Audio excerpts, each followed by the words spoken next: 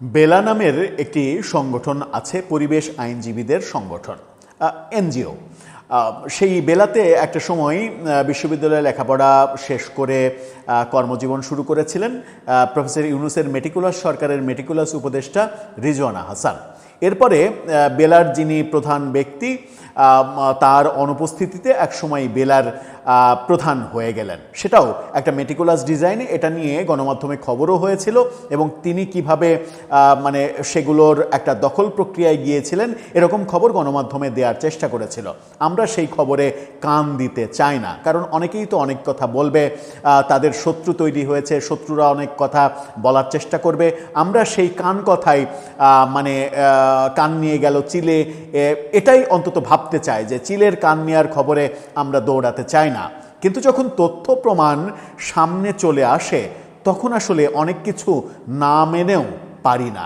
Professor ইউনূসের যে chicken cabinet, সেই chicken ক্যাবিনেটের অন্যতম ক্ষমতাধর ব্যক্তি এবং বাংলাদেশের বিভিন্ন কিছু আমেরিকার হাতে তুলে দেওয়ার যে চক্রান্ত, সেই চক্রান্তের অন্যতম সারথি এবং মানে শেখ হাসিনার রেজিম চেঞ্জের পেছনে যারা কাজ করেছেন তাদের অন্যতম একজন রিজওয়ানা হাসান ব্যাপারে চাঞ্চল্যকর ভয়াবহ তথ্য বের করে এনেছে দৈনিক কালের কণ্ঠ। কালের কণ্ঠ ধারাবাহিকভাবে একের পর এক বিভিন্ন রকমের বড় বড় মানে রাঘব বোয়ালদের বড় বড় দুর্নীতির খবর সামনে আনছে।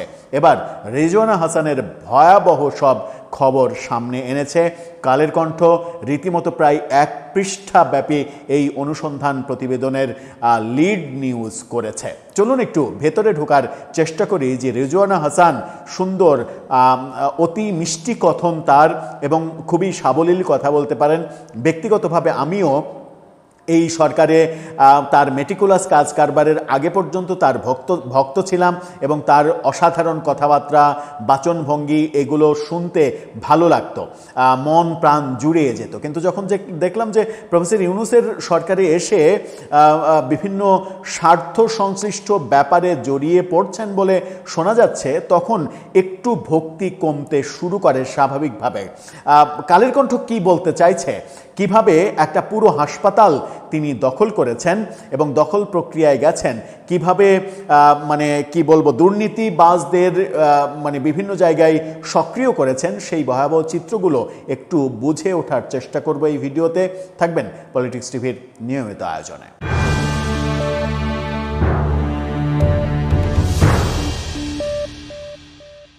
দর্শক, বলছিলাম প্রফেসর ইউনূসের কিচেন ক্যাবিনেটের অন্যতম শক্তিশালী হাত রিজওয়ানা হাসান, যিনি আমাদের সেন্ট মার্টিন দ্বীপ নিয়ে মেটিকুলাস খেলাধুলা দেখিয়েছেন জাতিকে এবং বাংলাদেশের নাগরিক হিসেবে আমাদেরকে সেন্ট মার্টিন যাওয়ার জন্য এক ধরনের ভিসা করতে হয়েছে। সেই ব্যাপারগুলো আমরা দেখেছি। এবার কালের কণ্ঠ যেটা বলছে সেটা আপনার কাছে একেবারে অবিশ্বাস্য মনে হবে। এই সরকার নানাভাবে জাফরুল্লাহ চৌধুরী, ডাক্তার জাফরুল্লাহ চৌধুরীকে সম্মান জানানোর চেষ্টা করেছে, কথায় অন্তত বোঝা গেছে। এর পরবর্তীতে আমরা দেখলাম যে জাফরুল্লাহ চৌধুরীকে তার ঐতিহাসিক ভূমিকার জন্য বিএনপি সরকার স্বাধীনতা পদকও দিল। এটা একটা ভালো উদ্যোগ, তিনি সেটা পাওয়ার যোগ্য। সেই জাফরুল্লাহ চৌধুরীর প্রতিষ্ঠিত গণস্বাস্থ্য কেন্দ্র রিজওয়ানা হাসান দখল করেছেন, এরকম ভয়ঙ্কর তথ্য বলছে কালের কণ্ঠ। তাদের শিরোনামটা দেখে নিন, সেখানে বলছে রিজওয়ানার থাবা গণস্বাস্থ্য কেন্দ্রে। রিজওয়ানার থাবা গণস্বাস্থ্য কেন্দ্রে এই শিরোনাম যখন তারা করছে তখন বেশ কিছু গুরুত্বপূর্ণ পয়েন্ট তারা এখানে হাজির করেছে। পয়েন্টগুলো একটু জেনে নিন। পয়েন্টগুলোর মধ্যে গুরুত্বপূর্ণ ব্যাপার রয়েছে, ক্ষমতার দাপটে প্রতিষ্ঠাতা ট্রাস্টিকে মব করে সরিয়ে দেন সৈয়দা রিজওয়ানা হাসান। ক্ষমতার দাপট দেখিয়ে প্রতিষ্ঠাতা ট্রাস্টিকে মব করে সরিয়ে দেন। তার মানে মবের জননী, মানে অন্যতম জননী তো ছিলেন তিনি, সেই কাজটা তিনি করেছেন বলে কালের কণ্ঠ দাবি করছে। এরপরে মুক্তিযুদ্ধের আদর্শে গড়া গণস্বাস্থ্য কেন্দ্র স্বাস্থ্যসেবার বদলে এখন দুর্নীতির আঁকড়া। নিয়ম ভেঙে নিজেরাই নিজেদের ট্রাস্টি হিসেবে অনুমোদন দেন। গণস্বাস্থ্য ফার্মাসিউটিক্যালস একটি গ্রুপের হাতে তুলে দেওয়ার পাঁয়তারা চলছে। দুর্নীতির দায়ে বরখাস্ত কর্মীরাও কথিত ট্রাস্টি বোর্ডের সদস্য হয়েছেন এবং সবগুলোই হয়েছে রিজওয়ানা হাসানের হাত দিয়ে। কি ভয়ঙ্কর ব্যাপার। ডাক্তার জাফরুল্লাহ চৌধুরী এখন বেঁচে নেই। তার অবর্তমানে তার প্রতিষ্ঠিত এই প্রতিষ্ঠান নিয়ে কি মেটিকুলাস খেলায় না অন্তর্বর্তীকালীন সরকারের আমলে তিনি খেলেছেন। ভেতরে যাই একটু। ভেতরে বলা হচ্ছে যে ৭১-এর রক্তাক্ত সময় সীমান্তের ওপারে ভারতের ত্রিপুরায় গড়ে ওঠে এক অনন্য চিকিৎসা কেন্দ্র, বাংলাদেশ ফিল্ড হাসপাতাল। যুদ্ধাহত মুক্তিযোদ্ধা আর শরণার্থীদের চিকিৎসার সেই মানবিক উদ্যোগ থেকে জন্ম নেয় স্বাধীন বাংলাদেশের অন্যতম বড় স্বাস্থ্যভিত্তিক অলাভজনক প্রতিষ্ঠান গণস্বাস্থ্য কেন্দ্র।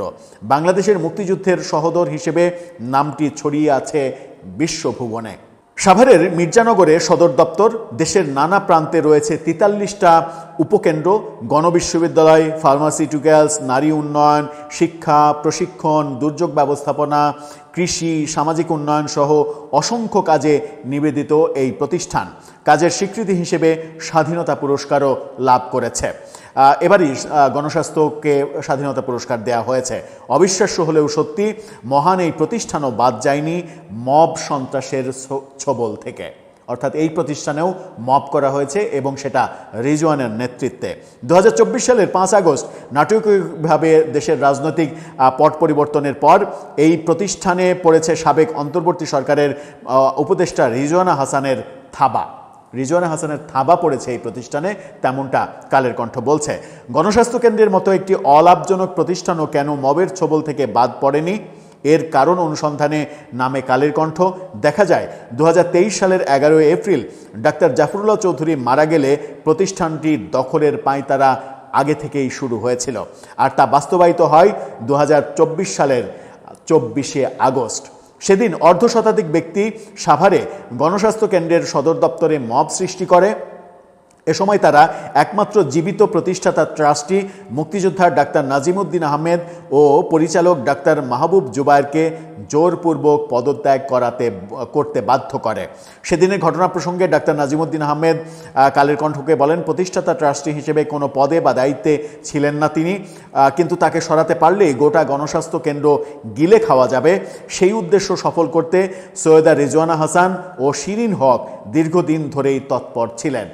প্রতিষ্ঠাতা ট্রাস্টি তিনি নিজে বলছেন যে এই রিজওয়ানা হক বহুদিন থেকেই সচেষ্ট ছিলেন এবং ডাক্তার জাফরুল্লাহ মারা যাওয়ার পরে এই প্রক্রিয়া তিনি শুরু করেন এবং সরকারের ক্ষমতাবান ব্যক্তি যখন হন তখন সেটা বাস্তবায়ন করেন।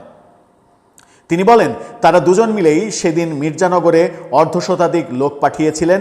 সে সময় বারবার মবকারীদের ফোনে নির্দেশনা দিচ্ছিল আমাকে যেন পদত্যাগ করিয়ে ঘাড় ধাক্কা দিয়ে বের করে দেয়া হয়। এছাড়া গণস্বাস্থ্য কেন্দ্রের একাধিক কর্মচারীও সরাসরি ইন্ধন দেন। ঘটনাস্থলে স্থানীয় প্রশাসনের ঊর্ধ্বতন কর্মকর্তারা উপস্থিত থাকলেও উপর মহলের নির্দেশনা আছে জানিয়ে তারা নীরব ভূমিকা পালন করে। একজন উপদেষ্টা যখন সরাসরি মব করাচ্ছে তখন তো প্রশাসন নীরব থাকবেই। পুলিশের কি এমন খেয়ে দিয়ে কাজ পড়েছে যে পুলিশ আবার এই ঘটনায় জড়িয়ে নিজেদেরকে আবার নতুন করে বিতর্কের মুখে ফেলবে?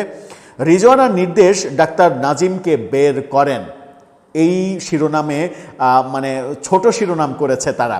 বলছে, অনুসন্ধানে জানা গেছে কয়েক বছর ধরেই গণস্বাস্থ্য কেন্দ্রের বিভিন্ন কর্মকাণ্ডে আনুষ্ঠানিকভাবে খবরদারি করার চেষ্টা করছিলেন রিজওয়ানা হাসান। প্রতিষ্ঠানটিকে নিজের কবজায় নিতে একটি সুযোগের অপেক্ষায় ছিলেন তিনি, আর সেই সুযোগ এসে যায় ছাত্র জনতার অভ্যুত্থানের রাজনৈতিক পট পরিবর্তনের পর। সরকারের উপদেষ্টা হিসেবে দায়িত্ব গ্রহণের মাত্র ১৬ দিনের মাথায় তিনি দখলে নেন গণস্বাস্থ্য কেন্দ্র। পরিকল্পনার অংশ হিসেবে চূড়ান্ত ধাপে সরিয়ে দেন ডাক্তার নাজিমুদ্দিনকে। মবের মুখে সই করা নাজিমুদ্দিনের কথিত পদত্যাগপত্রের একটি ছবি কালের কণ্ঠ খুঁজে পেয়েছে। সেখানে লেখা ছিল এরকম, আমি স্বেচ্ছায় ও সজ্ঞানে অত্র তারিখ হতে গণস্বাস্থ্য কেন্দ্রের সকল দায়িত্ব থেকে অব্যাহতি নিলাম এবং ভবিষ্যতে অত্র প্রতিষ্ঠানের কোনো কার্যক্রমে অংশগ্রহণ করব না।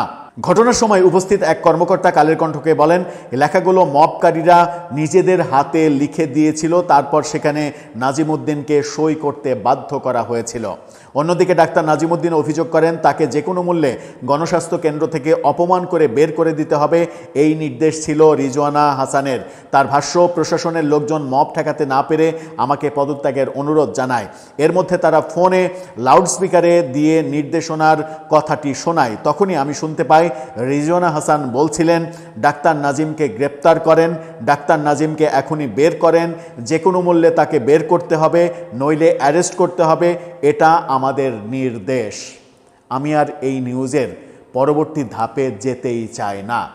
এই ডাক্তার নাজিমুদ্দিন নিজেই বলছেন যে লাউডস্পিকারে তিনি রিজওয়ানার নির্দেশ শুনেছেন, তিনি বলেছেন ডাক্তার নাজিমকে পদত্যাগ করান, তাকে সই করান, তাকে বের করে দেন, তাকে গ্রেপ্তার করেন, এটা আমার নির্দেশ।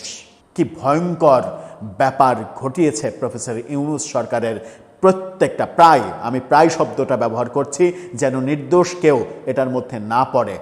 এই যে রিজওয়ানা হাসান কিংবা আসিফ নজরুলের নজরুলদের অধ্যত্ব এবং প্রফেসর ইউনূসের পুরো পরিকল্পনাটা সাজানো, কিভাবে কোন সেক্টর দখল করতে হবে, সেই যে দখলবাজি, শেখ হাসিনা সরকার দখলবাজি করেছে, দুর্নীতি করেছে, ফ্যাসিজম তৈরি করেছে, সেই অভিযোগ দিয়ে শেখ হাসিনাকে কোনোভাবে সরিয়ে দিয়ে ডিপ স্টেটের ষড়যন্ত্র বাস্তবায়ন করতে এই যে দখলবাজি এবং মুক্তিযুদ্ধের আদর্শকে ভুলুণ্ঠিত করা, মুক্তিযুদ্ধ এবং মুক্তিযোদ্ধাকে নতুন জুতার মালা পরিয়ে সারা দেশে ভাস্কর্য গুঁড়িয়ে দিয়ে যে ব্যাপার, যে বন্দোবস্ত প্রতিষ্ঠিত করতে চেয়েছিলেন, তার ভয়ঙ্কর উদাহরণ আজকে দেখলেন আপনারা কালের কণ্ঠের এই রিপোর্টে। আপনাদেরকে আবারও এই কালের কণ্ঠের শিরোনামটা আপনাদেরকে দেখাই। শিরোনামের স্ক্রিনশটটা আপনারা দেখে নিন। সেই শিরোনামের স্ক্রিনশটটা দেখে আপনার যদি ইচ্ছা হয় এই পুরো খবরটা আপনি নিজে পড়ে নিন। তারপরে আপনার যদি গা শিউরে না ওঠে, আপনার যদি বাকরুদ্ধ অবস্থা না হয়, আপনার যদি হতবিহ্বল অবস্থা না হয়, তারপরে হয়তো প্রশ্ন করার কোনো অপশন পাবেন, কিংবা স্রেফ বোবা হয়ে যেতে হবে। আর বোবা হয়েও যদি কোনো অনুভূতি জাগ্রত হয়, তাহলে আমাদের কমেন্ট বক্সে লিখতে পারেন যে এই ভয়াবহ ব্যাপারগুলোর বিচার কি হবে না।